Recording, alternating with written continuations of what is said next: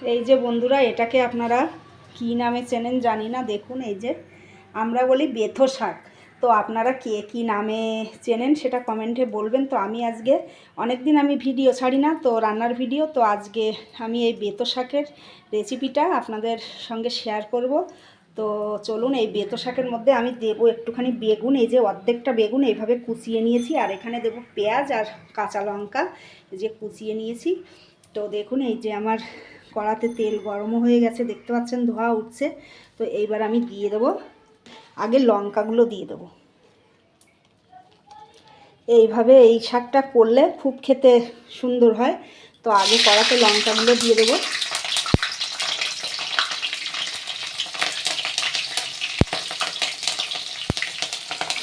এই যে এবার আমি পেঁয়াজটা দিয়ে দেবো।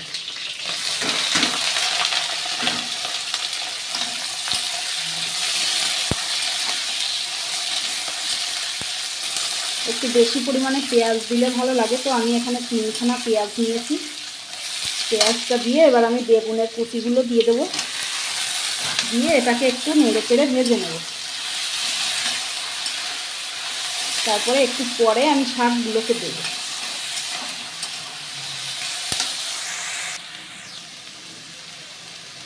তো এই যে বন্ধুরা, বেগুনটা আর পেঁয়াজটা হালকা ভাজা ভাজা হয়েছে। এবার আমি এই যে শাকগুলোকে দিয়ে দেবো এর মধ্যে।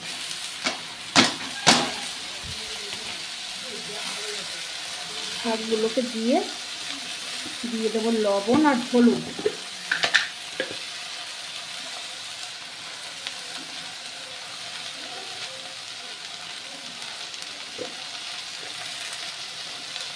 দিয়ে দেবো লবণ,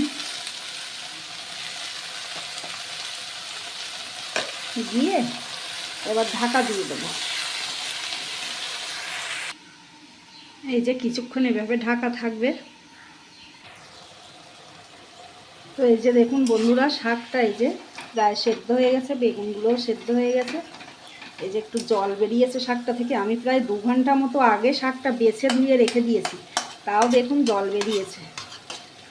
আর একটু ঢাকা দেব, জলটা শুকিয়ে যাবে। তো আর একটু ঢাকা থাক। তো বন্ধুরা, এই যে দেখুন শাকটা প্রায় হয়ে গেছে। এবার আমি এতে সামান্য একটুখানি মিষ্টি দিয়ে দেবো। না হলে শাক পাতায় তো একটু মিষ্টি না দিলে ভালো লাগে না ঠিক। মিষ্টি দিয়ে ভালো করে ঘুটে এবার নামিয়ে দেবো শাকটা। ভাজা কিন্তু হয়ে গেছে। তো আপনারা কীভাবে এই শাক ভাজেন জানি না। তো এইভাবে বেগুন দিয়ে আর পেঁয়াজ দিয়ে কাঁচা লঙ্কা তেলের উপরে দিয়ে একদিন ভেজে খেয়ে দেখবেন কেমন লাগে। খেয়ে দেখে আমাকে জানাবেন যে কেমন হয়েছে। তো এবার আমি শাকটাকে নামিয়ে দেবো। তো এই যে দেখুন বন্ধুরা, শাকটা আমার হয়ে গেছে, নামিয়ে দিয়েছি। দেখুন ধোয়া উঠছে গরম। তো আপনারা এইভাবে একদিন করে খেয়ে কমেন্টে আমাকে জানাবেন যে কেমন লাগলো। তো চলুন, এই রকম নতুন নতুন রেসিপি পেতে আমার চ্যানেলটিকে, আমার আর কি পেজটাকে ফলো করে রাখবেন। সবাই ভালো থাকবেন।